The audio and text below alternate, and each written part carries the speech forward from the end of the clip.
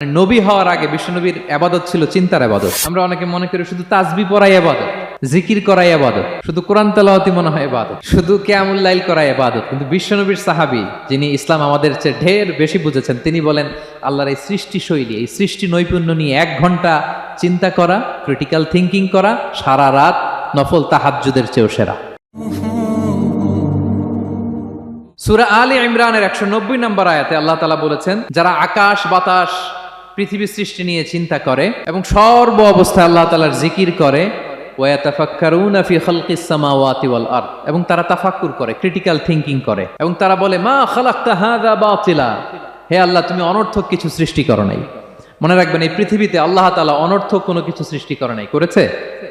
যেটাই সৃষ্টি করেছে এটা এর মধ্যে মানব কল্যাণ আছে না নাই? আল্লাহ তাআলা আমাদের জন্য কল্যাণ রেখেছেন। এবং এই আয়াত যখন নাজিল হল, বিষ্ণু ঈসা ইসলাম বললেন, ওয়াইলুন লিমান কারাআহা ওয়া লাম ইয়াতাফাক্কার ফিহা, ধ্বংস তাদের জন্য যারা এই আয়াত তেলাওয়াত করে কিন্তু এই আয়াত নিয়ে চিন্তা করে না, গবেষণা করে না। এবং কোরআনের বিভিন্ন আয়াতে আল্লাহ তাআলা বিশ্বনবীকে বলেছেন, নবী হে, আপনি আপনার উম্মতদেরকে নবীদের ঘটনা শোনান। কোরআনের 3 ভাগের 1 ভাগ হচ্ছে ঘটনা। পুরো কোরআনের 3 ভাগের 1 ভাগ কি? ঘটনা, স্টোরি টেলিং। কারণ গল্প মানুষের মনে দাগ কাটে।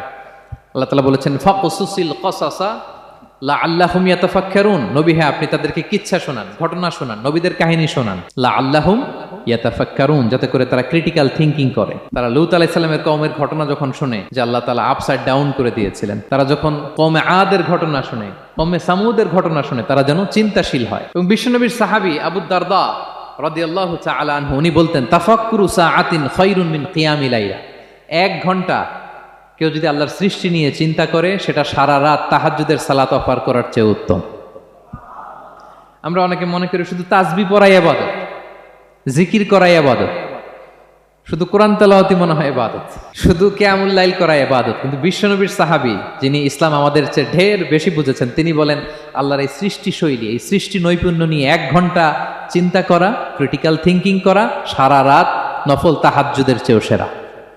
এবার বলেন, আমাদের চিন্তা করার দরকার আছে না নাই? ব্রেনটা খাটাবেন তো? এই যে যারা কনভার্টেড মুসলিম হয়, এরা কিন্তু অনেক চিন্তা ফিকির করে, নিজের সাথে নিজে বোঝাপড়া করে, ক্রিটিক্যাল থিঙ্কিং করে, তাদের অ্যানালজি কাজে লাগিয়ে, আল্লাহর দেয়া ব্রেনকে কাজে লাগিয়ে এরপরে শাহাদা পাঠ করে, এমনি এমনি না।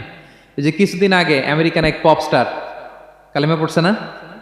আপনি জানেন একটা ধর্ম চেঞ্জ করা, একটা ফেইথ চেঞ্জ করা, এটা কত বড় সিদ্ধান্ত? হ্যাঁ, বাপদাদার ধর্ম, বয়স 30-40, এতদিন যে ধর্ম মানলাম, এটাকে চেঞ্জ করে নতুন ধর্মে কনভার্ট হয়, এটা কত বড় সিদ্ধান্ত? Could you imagine that? It's not a joke. নিজের সাথে নিজের অনেক বোঝাপড়া করতে হয়, তারাই ক্রিটিক্যাল থিঙ্কিং করে।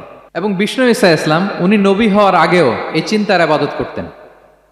তিনি হেরা গুহায় চলে যেতেন, কাবা থেকে 6 কিলোমিটার উত্তরে, 634 মিটার উঁচু, যা বলে নূরের উপরে একটা কেইভ আছে, গুহা, এটার নাম হচ্ছে গারে হেরা।